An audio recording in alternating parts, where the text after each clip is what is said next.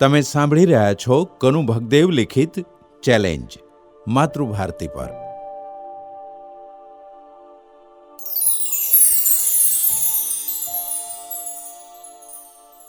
હું ગુલાબરાય માટે આફતના પડીકા જેવો છું એ તો તું જાણતો જ હતો. અમારા બંનેને વેરઝેર છે એની પણ તને ખબર હતી. ઉપરાંત ગુલાબરાય વિરુદ્ધ ગુલાબરાયની વર્દી ઉતરી જાય અને એને આખો દિવસ સરળતાપૂર્વક જેલના સળિયા ગણવાનું ફાવે એવો કોઈ નક્કર સોલિડ પુરાવાની હું શોધમાં છું એ પણ તું જાણતો જ હતો.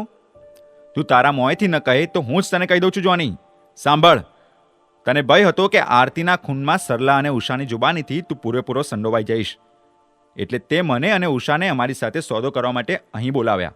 જો અમે અમારી જીભ બંધ રાખીએ તો બદલામાં ગુલાબરાયના કાળા કરતૂતના બધા પુરાવા અમને આપી દેવાનું તે મનોમન નક્કી કરી લીધું હતું.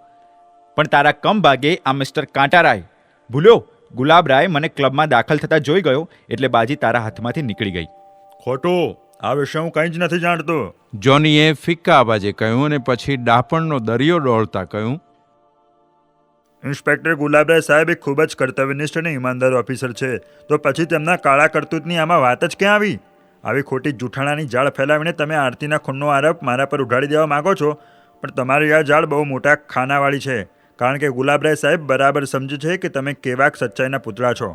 ભલા માણસ, એટલો તો વિચાર કરો કે ઉષા સાથે તમે અહીં આવવાના છો એની મને થોડી જ ખબર હતી. આ ઉષા કોણ છે? નારંગે ઘોરકતા અવાજે જોનીને પૂછ્યું. બોસ, જોનીનો અવાજ ઢીલો ઢફ હતો. બાજુના રૂમમાં જે છોકરી બેહોશ પડી છે એ જ ઉષા છે. અને નારંગ સાહેબ, એના અવાજમાં સહેજ ગરમી આવી. તમે એમ ન માનતા કે હું દગાખોર કે બેઈમાન છું. જોવાનું જોગોજા બખડામાં હું એટલો મોટો ફસાઈ ગયો છું કે આરતીના ઘેર સરલા અને ઉષાએ મને આરતીની ધમકી આપતા સાંભળ્યો હતો, પણ ક્રોધના આવેશમાં માણસ કોઈના મારી નાખવાની ધમકી આપે એનો અર્થ એવો નથી થતો કે પછી તે પોતે આપેલી ધમકીનો અમલ કરે જ. ઘણીવાર ઘણા બધા માણસો ઘણી બધી જાતની ધમકીઓ સામા માણસોને રોજિંદા વ્યવહારમાં રોજ રોજ આપતા જ હોય છે. પણ જો બધી ધમકીઓનો રોજ રોજ અમલ થતો હોત તો હિન્દુસ્તાનના દરેક શહેરમાં રોજના 50 ખૂન થઈ જાય. માટે આવી કોઈ ગેરસમજ મનમાં રાખશો નહીં. અત્યારે સરલા ક્યાં છે એ હું નથી જાણતો. અલબત્ત આ ખૂનના મામલામાં હું સંડોવાઈ જઈશ એવો ભય મને જરૂર લાગ્યો હતો, એટલે મને થયું કે સરલા ન મળે તો કંઈ નહીં, ઉષાને બોલાવીને હું એને સમજાવી દઉં કે આ ધમકી મેં ક્ષણિક આવેશમાં જ આપી હતી.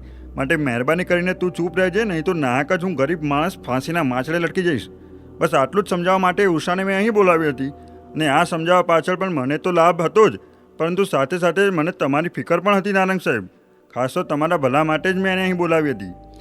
એનો અવાજ ટાઢા માટલા જેવો હતો અને હોઠ પર નારંગ પ્રત્યે લૂચું હાસ્ય ફરકતું હતું.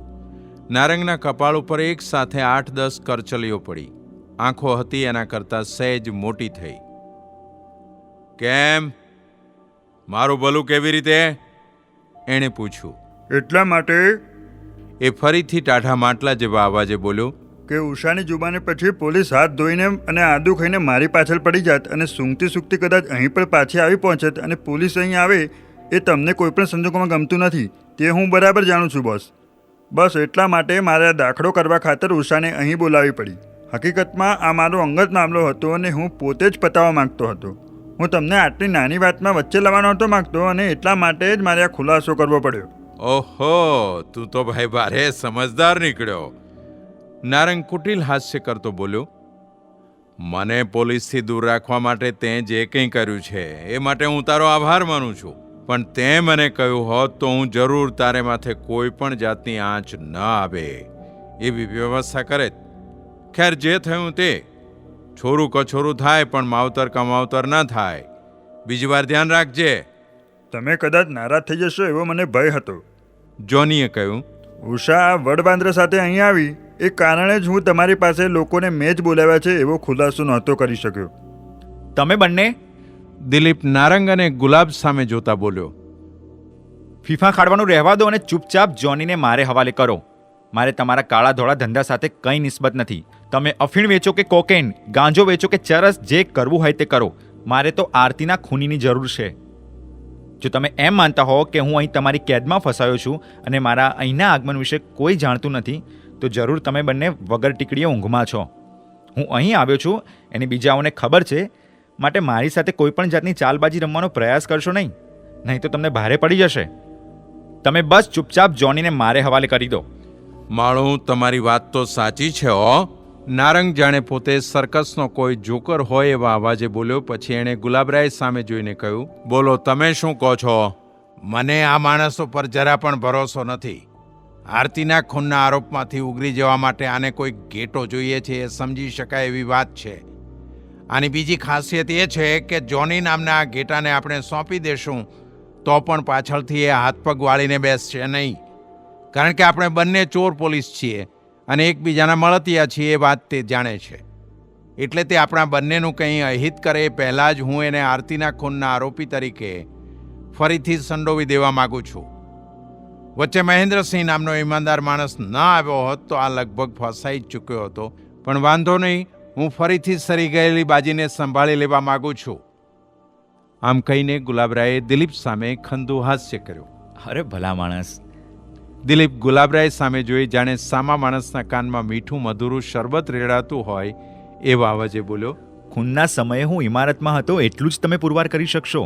એથી કરીને દુનિયાની કોઈ પણ કોર્ટ મને ખૂની નહીં માને. એથી વિપરીત ફાંસીના ગાળિયા માટે જોનીની ગરદન આબાદ 1 સેન્ટીમીટર પણ આઘી પાછી ન થાય એ રીતે એકદમ બંધ બેસતીને ફીટોફીટ આવે છે, કારણ કે એણે આપેલી ધમકી સાંભળનારા 2 જીવતા જાગતા સાક્ષીઓ છે. ઉપરાંત જોની પાસે આરતીના ખૂનનું કારણ પણ હતું. માટે મારું માનો અને તમે શાંતિથી તમારો ધંધો ચાલુ રાખો અને ચોર પોલીસની રમત રમો. મને એમાં કંઈ વાંધો નથી. જો તમે મને જોનીને સોંપી દો તો હું તમને વચન આપું છું કે તમારા ગોરખ ધંધા વિશે હું હંમેશને માટે મારી જીભ બંધ રાખીશ. જાઓ, આ મારું વચન છે તમને. જે કામ માટે હું આ શહેરમાં આવ્યો હતો એ હવે પૂરું થયું છે, એટલે આમે હું હવે ચાલ્યો જવાનો છું. વાહ કેપ્ટન, વાહ! રંગ છે તમને. તમારા જેવા સીધા સાદા માણસના દર્શન કરીને જાણે મારા આગલા પાછલા બધા જ જન્મના પાપો ધોવાઈ ગયા હોય એવું મને લાગે છે. તમારી વાત સાચી છે. જોની ખરેખર જ ડરપોક માણસ છે. શંકર ભગવાનના ત્રીજા લોચનની જેમ પોલીસને પણ ત્રીજી આંખ હોય છે. હકીકતમાં અમારો આ જોની આ ત્રીજા લોચનથી જ ગભરાય છે. જો પોલીસ એની સામે ત્રીજી આંખ ઉગાડીને જુએ તો એ અમારા વિશે બધું જ બકી નાખે એમ છે, અને એ હું નથી ઈચ્છતો.